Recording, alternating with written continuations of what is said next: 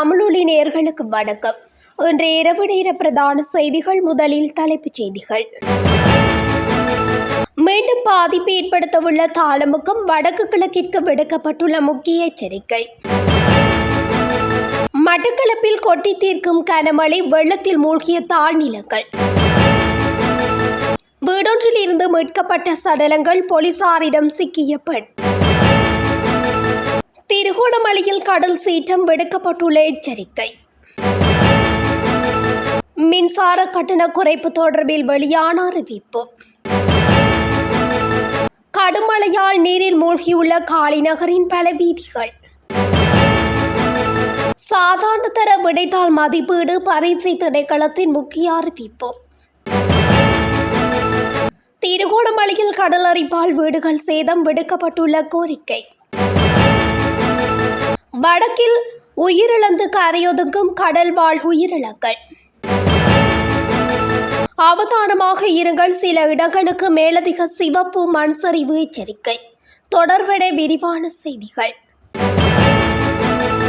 வங்காள விரிகுடாவில் இலங்கையின் பொத்துவிலுக்கு தென்கிழக்கு திசையில் 664 கிலோமீட்டர் தொலைவில் காணப்படும் காற்றழுத்த தாழ்வு நிலை வலுப்பெற்று தற்போது நன்கமைந்த காற்றழுத்த தாழ்வு நிலையாக மாறியுள்ளதாக யாழ்ப்பாண பல்கலைக்கழகத்தின் புவியியல் துறை சிரேஷ்ட விரிவுரையாளர் நாகமுத்து பிரதீபராஜா தெரிவித்துள்ளார். இது வடமேற்கு திசை நோக்கி நகர்ந்து இலங்கையின் கிழக்கு மாகாண கரையோரமாக வடக்கு நோக்கி நகர்ந்து வடக்கு மாகாணத்தை அண்மித்து மேலும் வடக்கு நோக்கி நகர்ந்து தமிழ்நாட்டை அடையும் என எதிர்பார்க்கப்படுகிறது. இந்த தாளமுகமும் இலங்கைக்கு மீண்டும் பாதிப்பு ஏற்படுத்தும் வாய்ப்புள்ளது. தற்போது வடக்கு கிழக்கு, வடமத்திய, ஊவா மற்றும் மத்திய மாகாணங்களுக்கு பரவலாக மிதமான மழை கிடைத்து வருகின்றது. எதிர்வரும் 8ஆம் தேதி முதல் 12ஆம் தேதி வரை வடக்கு கிழக்கு, ஊவா, வடமத்திய, மத்திய மற்றும் தென் மாகாணங்கள் முழுவதும் மிக மிக கனமழை கிடைக்கும் வாய்ப்புள்ளது. பல தாழ்நில பகுதிகளில் வெள்ள அழுத்தங்களுக்கு வாய்ப்புள்ளது. முல்லைத்தீவு, யாழ்ப்பாணம், திருகோணமலை, கிளிநொச்சி, மட்டக்களப்பு மற்றும் அம்பாறை மாவட்டங்களில் 8, 9, 10, 11ஆம் தேதிகளில் மிக மிக கனமழை கிடைக்கும். குறிப்பாக முல்லைத்தீவு, யாழ்ப்பாணம் மற்றும் திருகோணமலை மாவட்டங்களில் எதிர்வரும் 8ஆம் தேதி முதல் 11ஆம் தேதி வரை திரட்டிய மழை வீழ்ச்சியாக 450 மில்லிமீட்டருக்கு மேல் கிடைக்கும் வாய்ப்புள்ளது.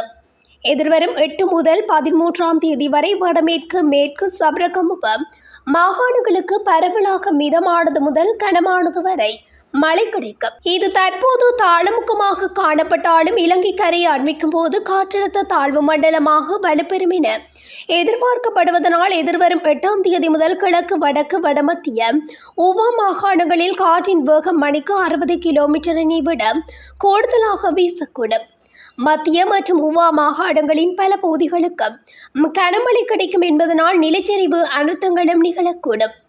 வடக்கு, கிழக்கு, வடமத்திய, மத்திய மற்றும் ஊவா மாகாணங்களின் மாகாண, மாவட்ட மற்றும் பிரதேச நிர்வாக அதிகாரிகள் முன்கூட்டியே மக்களுக்கு இந்த கனமழை தொடர்பிலும் வெள்ள அனர்த்தங்கள், நிலச்சரிவுகள் தொடர்பிலும் தெரியப்படுத்துவதன் மூலம் பாதிப்புகளை குறைக்க முடியும். தயவு செய்து இந்த தாளமுகத்தினை சாதாரண நிகழ்வாக கருத வேண்டாம். மிக வேகமான காற்றோடு கூடிய மிக கனமழை, இடிமின்னலும் இணைந்ததாக மோசமான பாதிப்புகளை ஏற்படுத்தக்கூடும். மிக முக்கியமாக இது தாளமுகம் தாழ்வு மண்டலத்தோடு இணைந்த நிகழ்வு என்பதனால் வளமையை விட கடல் மட்டம் மிக உயர்வாக இருக்கும். ஆகவே சாதாரண காலங்களில் வெள்ள நீர் கடலுக்குள் செல்வது போல இக்காலத்தில் வெள்ள நீர் கடலுக்கு செல்லாது. ஆகவே இதனையும் கருத்தில் கொண்டு அதிகாரிகள் செயற்படுவது சிறந்தது என குறிப்பிட்டுள்ளார். மட்டக்களப்பு மாவட்டத்தில் செவ்வாய்க்கிழமை இன்று அதிகாலையில் இருந்து தொடர் மழை பெய்து வருவதனால் தாழ்நிலங்கள் வெள்ளத்தில் மூழ்கியுள்ளன. இந்நிலையில் போரதீவு பற்று பிரதேசபைக்குட்பட்ட தாழ்நிலங்கள் அனைத்தும் வெள்ளநீர் சூழ்ந்துள்ளதை அவதானிக்க முடிவதாக கூறப்படுகிறது. அப்பிரதேசத்தின் திருப்பழுகாமம் கிராமத்தில் இவ்வாறு வெள்ளநீர் தேங்கியுள்ளதனால் பல வீடுகளுக்கும் வெள்ளம் பூந்துள்ளதை காண முடிவதாகவும் அவர் குறிப்பிட்டுள்ளார். இதனிடையே போரதீவு பற்று பிரதேசபை தவிசாளர் விமலநாதன் மதிமேனன் வெள்ளநீர் உட்பூந்துள்ள பகுதிக்கு விஜயம் செய்து நிலைமையை அவதானித்துள்ளார். அந்த வகையில் போரதீவு பற்று பிரதேசபை JCB இயந்திரம் மூலம் அப்பகுதியில் தேங்கியுள்ள வெள்ள நீரை தற்காலிகமாக வடிகான அமைத்து வெளியேற்றும் நடவடிக்கை முன்னெடுக்கப்பட்டுள்ளது. வெண்ணப்புவ பகுதியில் சட்டவிரோத மதுபானம் அருந்தியதாக சந்தேகிக்கப்படும் 5 நபர்களின் சடலங்கள் மீட்கப்பட்டுள்ளன. வெண்ணப்புவ வைக்கல் பகுதியில் வீடொன்றில் இருந்து 3 சடலங்கள் கண்டெடுக்கப்பட்டுள்ளன. இதனை அடுத்து கவலைக்கிடமான நிலையில் இருந்த மேலும் 2 பேர் வெண்ணப்புவ வைத்தியசாலையில் அனுமதிக்கப்பட்ட பின்னர் உயிரிழந்துள்ளனர். இதேவேளை குறித்த சம்பவத்துடன் தொடர்புடையதாக சந்தேகிக்கப்படும் பெண்ணொருவரை போலீசார் கைது செய்துள்ளனர். சம்பவம் தொடர்பான மேலதிக விசாரணைகளை மாரவில போலீசார் மேற்கொண்டு வருகின்றனர்.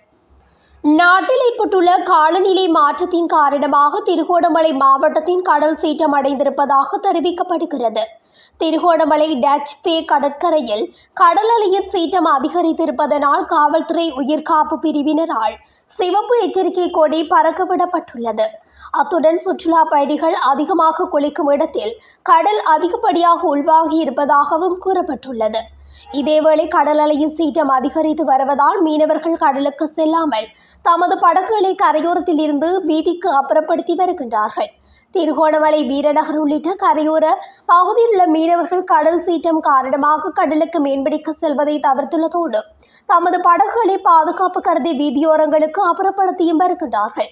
தமது படகுகளை பாதுகாப்பாக வைத்திருப்பதற்கு தமக்கு இடமில்லை எனவும் இதனால் வீதிக்கு கொண்டு வர வேண்டியிருப்பதாகவும் எதிர்வரும் 10ஆம் தேதிக்கு பின்னர் கடல் அலையை பார்த்து மீன்பிடி நடவடிக்கைகளில் ஈடுபட உள்ளதாகவும் தெரிவிக்கின்றார்கள். மின்சார கட்டணங்களை குறைப்பதாக அரசாங்கம் அளித்த வாக்குறுதியை நிறைவேற்றும் என்று எரிசக்தி அமைச்சர் குமார் ஜேக்கொடி உறுதியளித்துள்ளார். நாடாளுமன்றத்தில் இன்று உரையாற்றிய அமைச்சர் ஜேக்கொடி அரசாங்கத்தின் விஞ்ஞாபனத்தின்படி 3 ஆண்டுகளுக்குள் மின்சார கட்டணம் 30% குறைக்கப்படும் என்று குறிப்பிட்டுள்ளார். அவசரப்பட வேண்டாம், இன்னும் சிறிது காலம் பொறுமையாக இருங்கள். 3 ஆண்டுகளுக்குள் மின்சார கட்டணத்தை 30% குறைப்பதாக எங்கள் விஞ்ஞாபனம் கூறப்பட்டுள்ளது என்று அவர் அதன்போது கூறியுள்ளார். நாடாளுமன்றத்தில் எதிர்க்கட்சி நாடாளுமன்ற உறுப்பினர் சமிந்த விஜயசிறி எழுப்பிய கேள்விகளுக்கு பதிலளிக்கும் விதமாக அமைச்சர் குமார ஜேக்கொடி இந்த கருத்துக்களை தெரிவித்துள்ளார். காலி பிரதேசத்தில் இன்று பெய்த மழை காரணமாக நகரின் பல வீதிகள் நீரில் மூழ்கியுள்ளதாக தெரிவிக்கப்படுகிறது. காலி வக்வெல்ல வீதி காலி போலீஸ் நிலையத்துக்கு அருகில் நீரில் மூழ்கியுள்ளதாக தெரிவிக்கப்படுகிறது. இதேவேளை காலி வக்வெல்ல வீதி ஊடான போக்குவரத்துக்கும் இடையூறு ஏற்பட்டுள்ளதாக காலி போலீசார் தெரிவிக்கின்றனர். காலி பிரதேசத்தில் தொடர்ந்து மழை பெய்து வருவதானால் இம்மக்கள் இயல்பு வாழ்க்கை பாதிக்கப்பட்டுள்ளதாகவும் தெரிவிக்கப்படுகிறது. காப்போது சாதாரணதர பரீட்சை விடைத்தாள் மதிப்பீட்டு பணிகளுக்காக விண்ணப்பங்களை ஏற்றுக்கொள்வது நாளை மறுதினத்துடன் நிறைவடையும் என பரீட்சை திணைக்களம் அறிவித்துள்ளது. இந்த விடைத்தாள் மதிப்பீட்டு பணிகளுக்காக தகமையுள்ள விண்ணப்பதாரர்கள் onlineexams.government.lk அல்லது EIC என்ற இணையதளத்தின் ஊடாக தொடர்ந்து விண்ணப்பிக்க முடியும். காப்போது சாதாரண 2025 விடைத்தாள் மதிப்பீட்டு பணிகளுக்காக விண்ணப்பம் கோருதல் கடந்த 2025 டிசம்பர் 25ஆம் தேதி ஆரம்பிக்கப்பட்டிருந்தது. அதற்கமைய சமர்ப்பிக்கப்படும் விண்ணப்பங்கள் ஜனவரி 8ஆம் தேதி வரை ஏற்றுக்கொள்ளப்படும் என பரீட்சை திணைக்களம் விடுத்துள்ள அறிக்கையில் மேலும் கூறப்பட்டுள்ளது. திருகோணமலை பட்டணமும் சூழலும் பிரதேச செயலகத்துக்குட்பட்ட வீரநகர் கரையோர பகுதியில் கடும் சீரற்ற காலநிலை காரணமாக வீடுகள் கடலுடன் தாளிறங்கியுள்ளதாக தெரிவிக்கப்பட்டுள்ளது. இதனால் 3 வீடுகள் பாதிக்கப்பட்டுள்ளதாக கூறப்படுகிறது. தாளிறங்கிய வீடுகளில் வசிக்கும் 19 பேர் அவர்களின் உறவினர்களின் வீடுகளில் வசித்து வருவதாக கூறப்படுகிறது. கடந்த சில நாட்களாக தொடர்ந்து கடல் அலையின் தாக்கம் அதிகமாக இருந்த காரணத்தினால் குறித்த வீடுகள் பாதிக்கப்பட்டுள்ளதாக கூறப்படுகிறது. இனிவரும் காலங்களில் இவ்வாறான சீரற்ற காலநிலை மோசமடையலாம் என எதிர்பார்க்கப்படுகிறது. இதனால் பாதிக்கப்பட்ட மக்களின் வாழ்வாதாரம் மேலும் பாதிக்கப்படக்கூடும் என்று மக்கள் தெரிவித்தனர். அத்துடன் தங்களுக்கு நிவாரணம் வழங்குமாறும் உரிய அதிகாரிகளிடத்தில் பாதிக்கப்பட்டவர்கள் கோரிக்கை விடுத்துள்ளார்கள். வடமராட்சி கிழக்கு கடற்பகுதியில் சில நாட்களாக ஆமைகள் இறந்த நிலையில் கரையொதுங்கி வருகின்றன. அந்த வகையில் செவ்வாய்க்கிழமை ஆமையின் இறந்த உடல்கள் கரையொதுங்கியுள்ளன.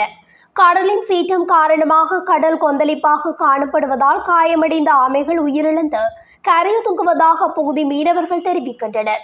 ஆமைகளை பிடிப்பதும் இறைச்சிக்காக பயன்படுத்துவதும் சட்டவிரோதம் என்பதால் கரையொதுக்கிய ஆமைகள் துர்நாற்றம் வீசக்கூடிய நிலையிலும் உருக்குலைந்து காணப்படுகிறது. இதேவேளை திருகோணமலை ஈச்சிலம் மெட்ரோபோலிஸ் பிரிவில் உள்ள சல்லி கடற்கரையில் இறந்த நிலையில் டால்பின் ஒன்று செவ்வாய்க்கிழமை காலை கரையொதுங்கியுள்ளது. இந்த டால்பின் சுமார் 5 அடி நீளம் கொண்டதாகவும் சிறியதாகவும் உள்ளதாக கூறப்படுகிறது. மத்திய மாகாணத்தின் சில மாவட்டங்களை சேர்ந்த இடங்களுக்கு மண்சரிவு அபாயம் காரணமாக வெளியேறுவதற்கான சிவப்பு எச்சரிக்கை விடுக்கப்பட்டுள்ளது. தேசிய கட்டிட ஆராய்ச்சி நிறுவனம் வெளியிட்டுள்ள அறிக்கையில் இந்த விடயம் தெரிவிக்கப்பட்டுள்ளது. இந்த அறிவித்தல் இன்று நண்பகல் 12 மணிக்கு வெளியிடப்பட்டுள்ளதுடன் இது அடுத்த 24 மணித்தியாலங்களுக்கு செல்லுபடியாகும் என தெரிவிக்கப்பட்டுள்ளது.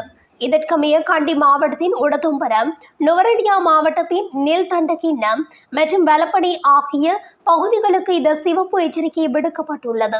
இதேவேளை மேலும் 3 மாவட்டங்களுக்கும் அவதானமாக இருக்குமாறும் மற்றும் ஒரு 4 மாவட்டங்களுக்கு விழிப்பாக இருக்குமாறும் மண்சரிவு அபாய முன்னெச்சரிக்கை விடுக்கப்பட்டுள்ளது. அந்த வகையில் கண்டி, நுவரெலியா, மாத்தளை ஆகிய மாவட்டங்களுக்கும் இந்த எச்சரிக்கை விடுக்கப்பட்டுள்ளது. இத்துடன் தமிழொலியின் இன்றைய இரவு நேர பிரதான செய்திகள் நிறைவடைகின்றன.